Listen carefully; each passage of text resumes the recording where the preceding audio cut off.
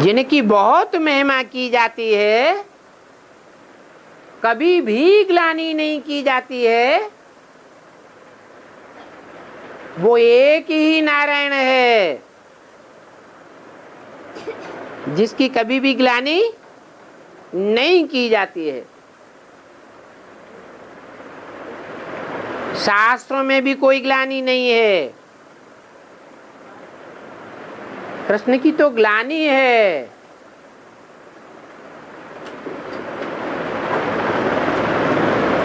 भगवान जो ऊंचते ऊंच बनाने वाला है, सर्वगुण संपन्न 16 कला संपूर्ण संपूर्ण अहिंसक देवता बनाने वाला है,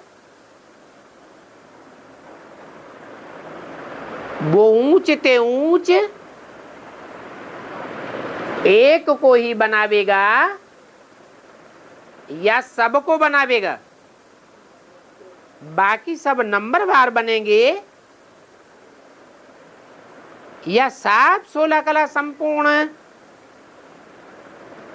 एक जैसे बनेंगे? सब नंबरवार बनते हैं। राम की भी ग्लानि, कृष्ण की भी ग्लानि, 33 करोड़ देवताओं में से सब की ग्लानि है। सिर्फ एक नर से नारायण बनने वाले पात्रधारी की ग्लानि नहीं मिलती है। इससे ही साबित होता है कि गीता का भगवान कृष्ण नहीं है। कृष्ण तो बच्चा बुद्धि है। कृष्ण को जन्म देने वाला सगीर होना चाहिए।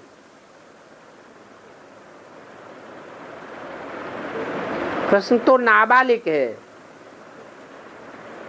नारायण तो सगीर है, समझदार है।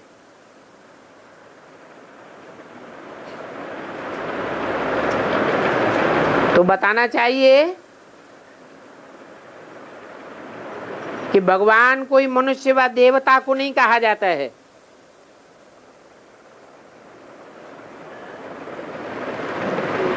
ऊंचते ऊंचे देवता है जिसको नारायण की उपाधि दी गई है।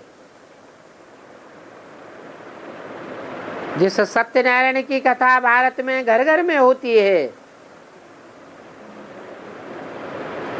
परंतु वो ऊंचते ऊंचे देवता है, भगवान नहीं है। भगवान तो नर को नारायण बनाने वाला है और वो भगवान एक ही बाप है। उस बाप से ही सुख और शांति का वर्षा मिलता है।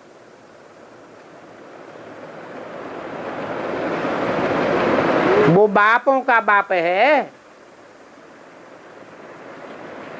बड़े से बड़े बाप दुनिया के माने जाते हैं धर्म पिताएं, इब्राहिम, बुद्ध, क्राइस्ट, गुरु नानक आदि। उन बापों का भी वो बाप है। जैसे धर्म पिताओं के चित्र भी दिखाते हैं, वो बीज है ना, बीज बाप को कहा जाता है। अपने अपने धर्म के बीज हैं, परंतु उन बीजों का भी बीज है वो परमपिता परमात्मा, जिसको धर्म पिताएं भी मानते हैं। उनके शास्त्रों में भी लिखा हुआ है गॉड फादर।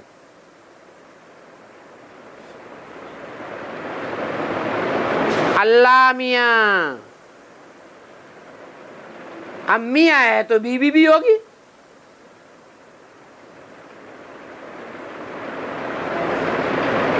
वो बाप इस सृष्टि में आकर के प्रवृत्ति मार्ग की स्थापना करते हैं।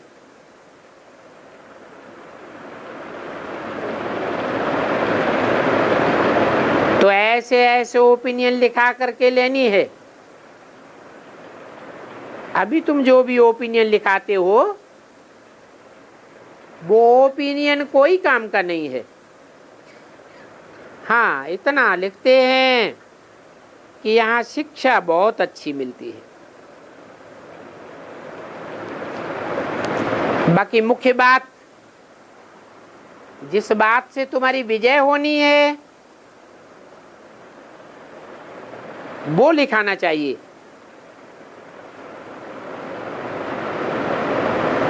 कि ये बात ब्रह्मा कुमारियां सत्य कहती हैं कि ईश्वर सर्वव्यापी नहीं है, एक व्यापी है, और वो ही गीता का भगवान है।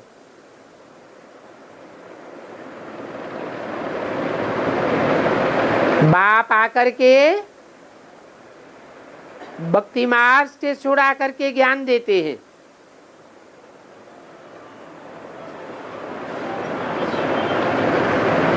भक्ति मार्ग में सबकी बुद्धि भागती रहती है,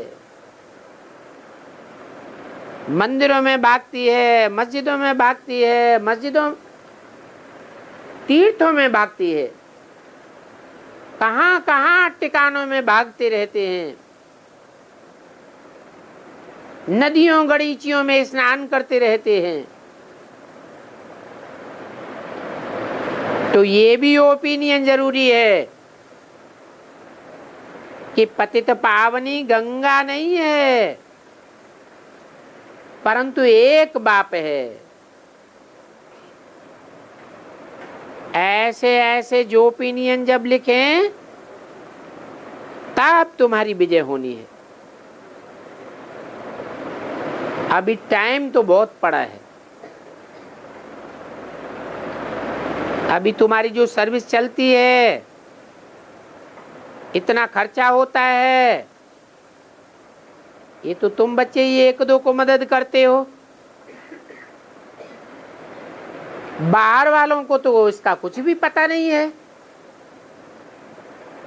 कि इनके पास इतना खर्चा कहां से आता है।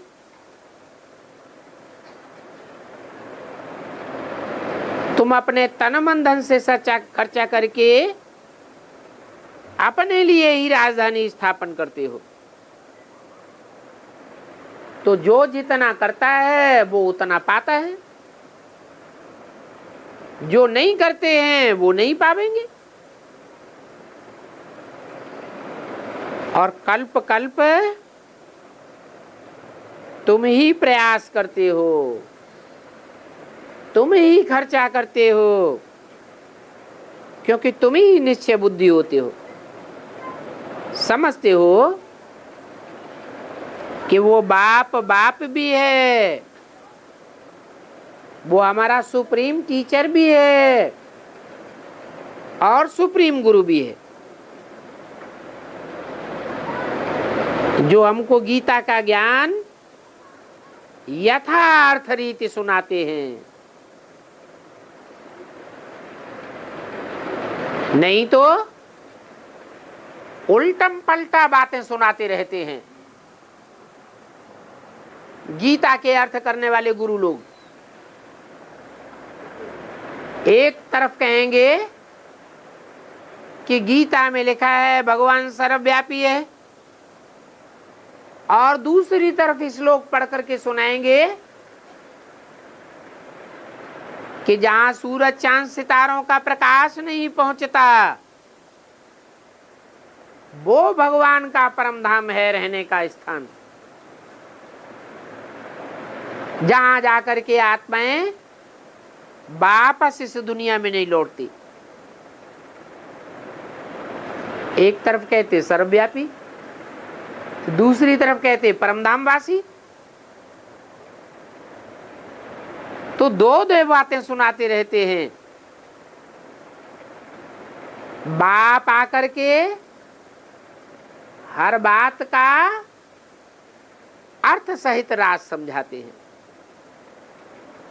भक्ति मार्ग में भल गीता सुनते आए,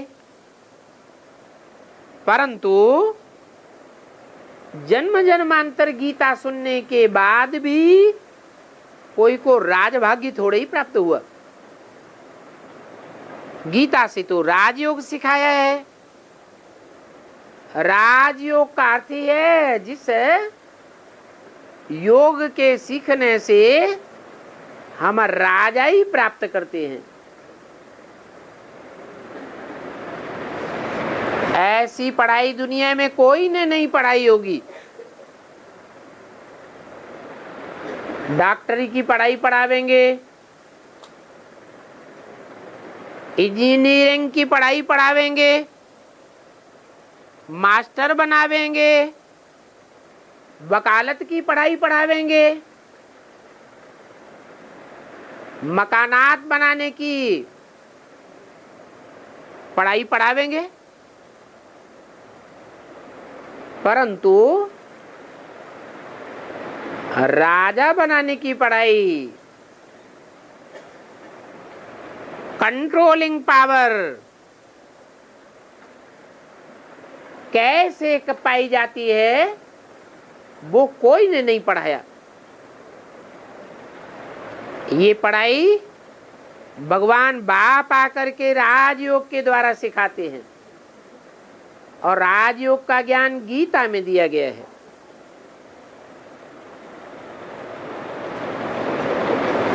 परंतु उन मनुष्य गुरुओं में ने तो गीता में कृष्ण का नाम डाल दिया है, तो गीता झूठी हो गई। झूठी गीता सुनते सुनते और ही झूठ खंड बनता जाता है।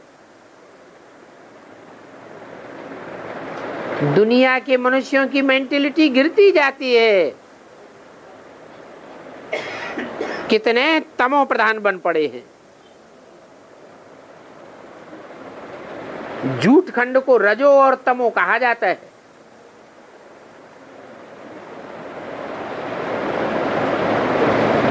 दुनिया की हर चीज जब नई होती है तो सतो प्रधान होती है, मध्य में रजो प्रधान और अंत में तमो प्रधान बनती है। ये दुनिया भी ऐसे नहीं पहले पहले झूठ खंड थी, और हमेशा ही ये दुनिया झूठ खंड से चली आई है। नहीं, नाम ही देते हैं सत्ययुग, पैराडाइज, स्वर्ग, जन्नत, कितने अच्छे अच्छे नाम देते हैं। ये है नई सतो प्रधान दुनिया के नाम। फिर सतो प्रधान से सतो में आए, बाद में फिर रावण राज्य शुरू हुआ,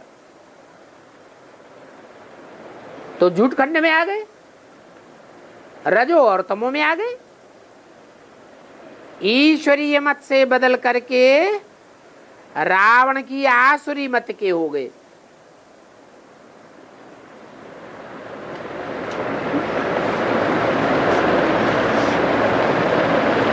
करेक्टर्स बिगड़ करके पतित बन गए। कुंभ का मेला लगता है तो कितने करोड़ों की अंदाज में जाते हैं।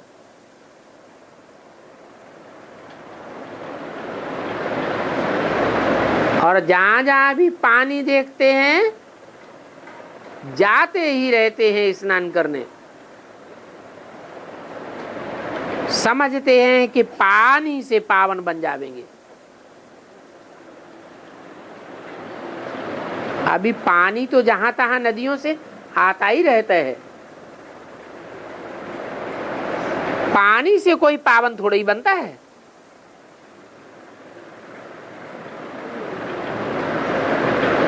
कैसे पावन बनते हैं फिर? है? अरे पानी से, जल से पावन नहीं बनते तो कैसे पावन बनते हैं? पानी से, जल से पावन बनेगा कपड़ा। ये शरीर रूपी कपड़ा है, ये साफ हो सकता है, लेकिन शरीर में रहने वाली जो चैतन्य आत्मा है वो ज्ञान जल से ही पावन बनेगी। और ज्ञान जल कहां से आता है? ज्ञान जल आता है सागर से। सागर से भाप आसमान में उड़ती है बादल बनकर के, पहाड़ों से टकराती है,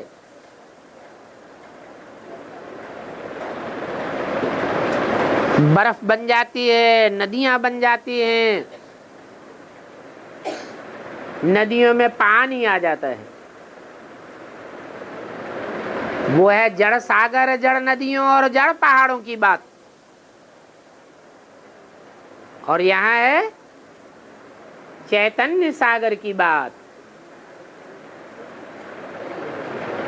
चैतन्य हिमालय जैसे पहाड़ों की बात, चैतन्य नदियों की बात।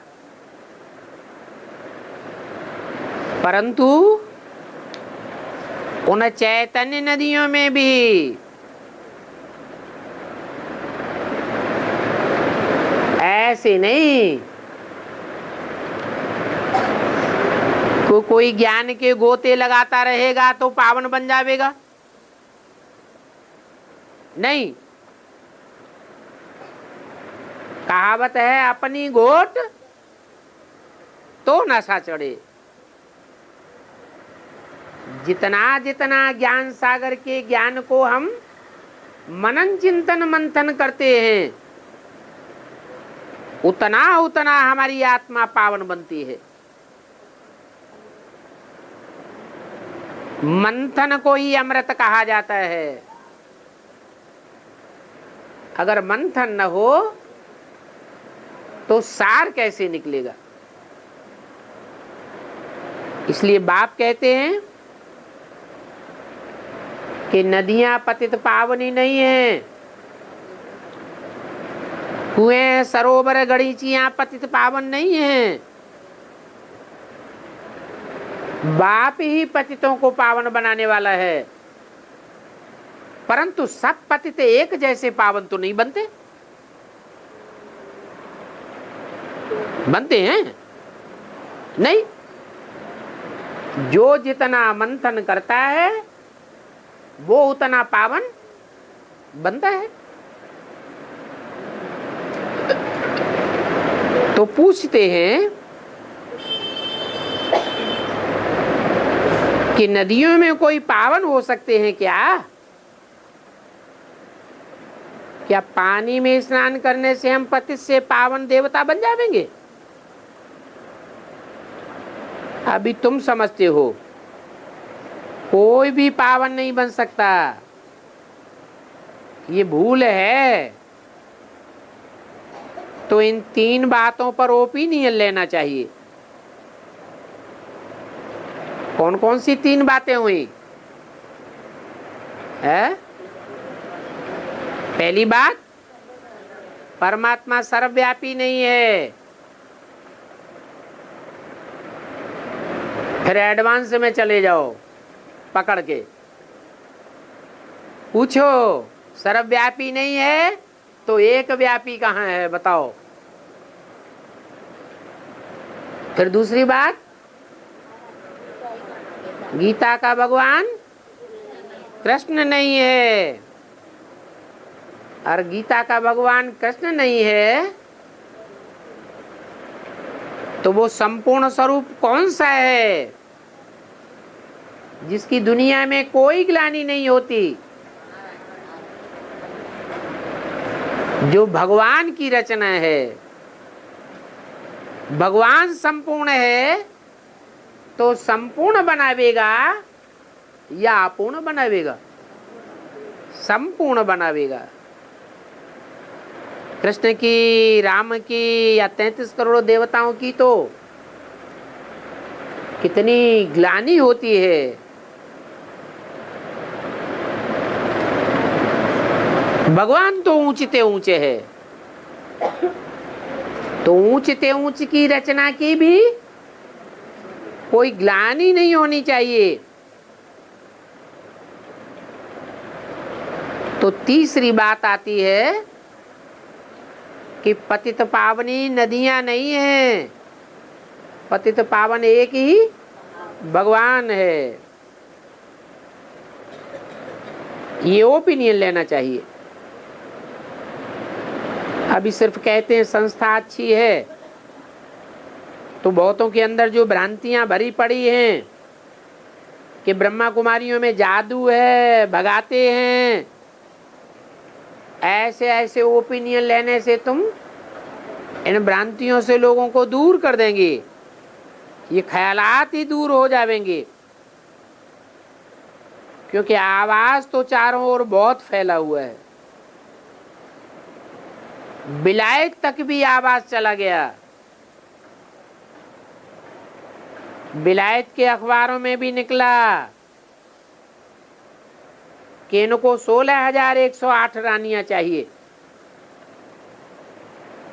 जिनमें से 400 मिल गई हैं। क्योंकि उस समय सत्संग में कितने आते थे? 400 आते थे।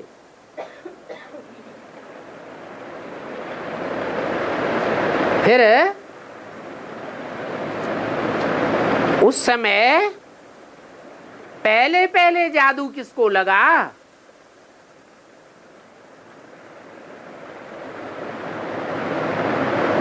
है? जब 400 आए थे तो उनमें कोई को पहले पहले जादू लगा होगा कि नहीं लगा होगा? किसको लगा है? किसको लगा? जगदम्बा को नहीं लगा, मेहतरानी को लगा। पहले पहले जादू फीमेल स्वीपर निकली, उसको जादू लगा। बड़ी सभा में बाबा के गले में आके लिपट जाती थी।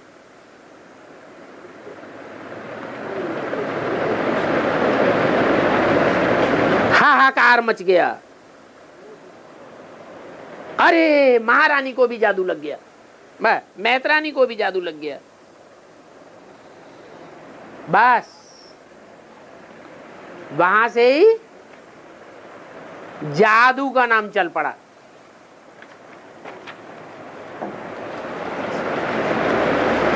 जादू की बात शुरू हो गई।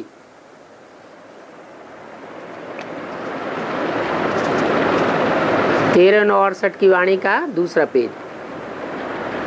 सब कहने लगे इनमें जादू है, ये सुरमा पहनाते हैं। कितने ढेर आते थे, फिर कितना हंगामा मच गया।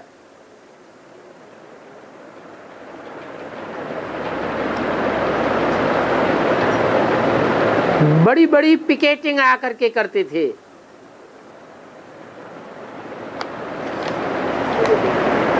बच्चियां बस से उतर करके छलांग मार करके आ जाती थी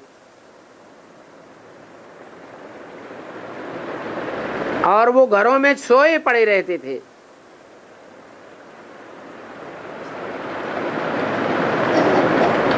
गायन भी है ना, मिरवा मौत मलू का शिकार। पिकेटिंग में हमेशा पत्थर मारते रहते थे, अभी भी मारते रहते हैं। जब पत्थर मारने लगे, सत्संग में पत्थर फेंकने लगे, तो झट टेलीफोन किया, पुलिस आई और पिकेटिंग वालों को पकड़ करके ले गई।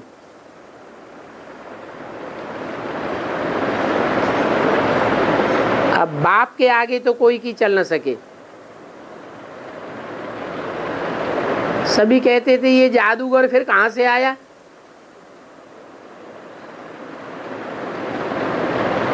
फिर बंदर देखो, बाबा तो कराची में था,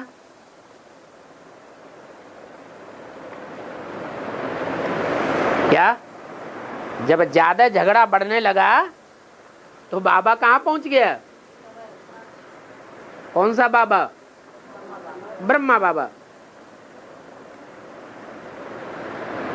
फिर सन 47 होते होते सारा का सारा झुंड कहां पहुंच गया? कराची में पहुंच गया। आप ही सारा झुंड आपस में मिलकर के भाग आए, सभी को सुरमा पड़ गया। कोई को भी पता नहीं पड़ा हमारे घर से कैसे भाग गई। कोई के गोद में बच्चा था, कोई के पेट में बच्चा था। कमाल कर दिया। भागने वालों ने ये भी ख्याल नहीं किया कि इतने सब भाग रहे हैं, जाकर के कहां रहेंगे।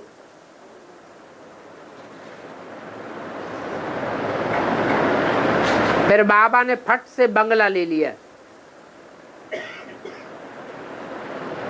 तो जादू की बात हो गई ना। अभी भी कहते रहते हैं ये जादूगरनी है।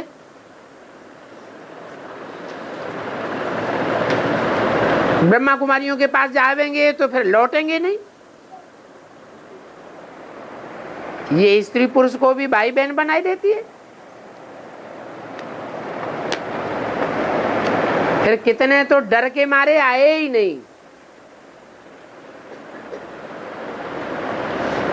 अभी तुम्हारी प्रदर्शनी आदि देख, वो जो बातें बुद्धि में बैठी हुई हैं वो दूर होती जाएंगी।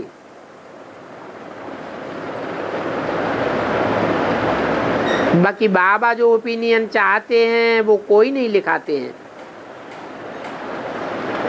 बाबा को तो ओपिनियन चाहिए, ये लिख कर के देवें कि गीता का भगवान बरोबर कृष्ण उर्फ दादा लेखराज, ये गीता का भगवान साकार पार्ट नहीं हो सकता। नहीं तो सारी दुनिया समझती है कृष्ण भगवान वाच।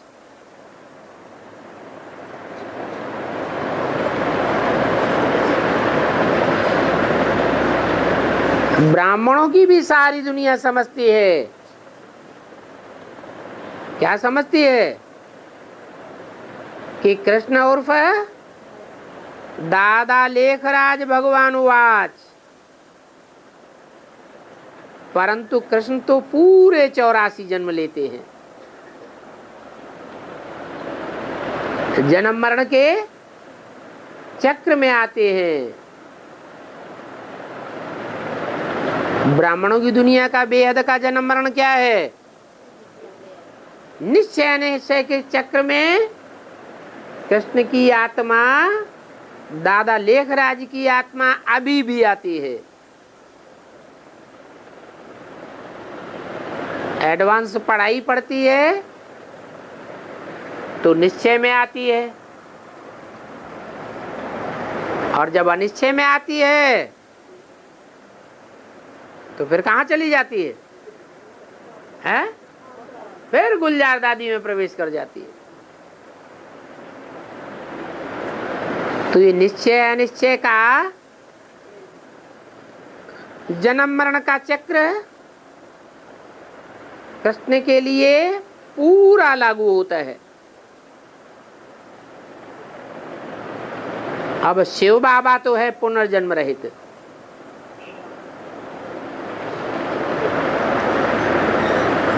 कृष्ण उर्फ दादा लेखराज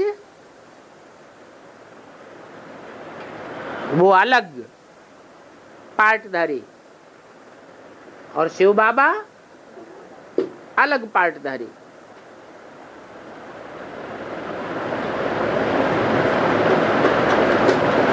तो इस बात में बहुतों की ओपिनियन चाहिए।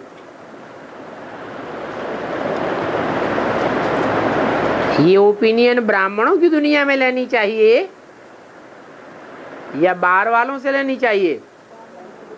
है ब्राह्मणों की दुनिया में पहले ये ओपिनियन लेनी चाहिए। जो ब्राह्मणों की दुनिया के बड़े बड़े हैं उनसे ये ओपिनियन लिखवाओ कि गीता का भगवान दादा लेखराज उर्फ कृष्ण वाली आत्मा नहीं है। वो गीता का साकार भगवान नहीं हो सकता। गीता का भगवान तो निराकारी स्टेज वाला होना चाहिए। वो बापों का बाप है। जैसे सब धर्म पिताएं निराकारी स्टेज वाले हैं, वैसे वो बापों का बाप सनातन धर्म की स्थापना करने वाला निराकारी स्टेज वाला है। ऐसा ओपिनियन लिखावेंगे तो उनका झूठ सिद्ध हो जाएगा। नहीं तो गीता सुनने वाले तो ढेर के ढेर हैं। उस गीता को गीता ज्ञान अमृत नहीं कहेंगे। जिस अमृत को पी करके देवताएं अमर बन जाते हैं, किस गीता को गीता ज्ञान अमृत नहीं कहेंगे। है? जो कागज की मुरली पढ़ते हैं, ये क्या है? ये कागज की मुरली है। जो कागज की मुरली पढ़ते हैं वो मुरली गीता तो कह सकते हैं, परंतु ज्ञान अमृत नहीं है। क्यों? अमृत क्यों नहीं है? क्योंकि अमृत कहो, मक्खन कहो, सार कहो, वो तो तब ही निकलता है जब मंथन किया जाता है। तो वहां ब्राह्मणों की दुनिया में बेसिक में क्या होता रहा? जब तक दादा लेखराज के मुख से सुनने सुनाने का कार्य होता रहा, तो वहां सुनने सुनाने की बात थी या समझने समझाने की बात थी? समझेंगे तभी तो मंथन करेंगे। अगर समझेंगे ही नहीं तो मनन चिंतन मंथन करने की बात पैदा ही नहीं होती है।